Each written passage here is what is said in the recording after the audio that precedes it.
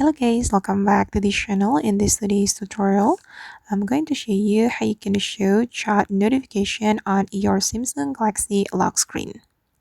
Okay, let's get started guys. First of all, you need to open your settings application and you have to open the wallpaper and style setting.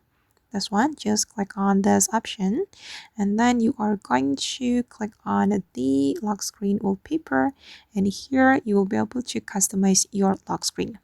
And if you want to get chat notification on your Samsung Galaxy lock screen, you can tap on notification, and here you can choose either you want to show the icon only or details. And if you want to get details chat on your Samsung Galaxy phone lock screen, you can select detail, and this is the preview, and you just need to click on done. And right after you activate the notification on lock screen, you'll be able to get chat notification on your lock screen like this. Alright guys, and that's all the way to show chat notification on Samsung Galaxy lock screen. I hope this tutorial will be useful for you. Thank you so much for watching and see you in the next video.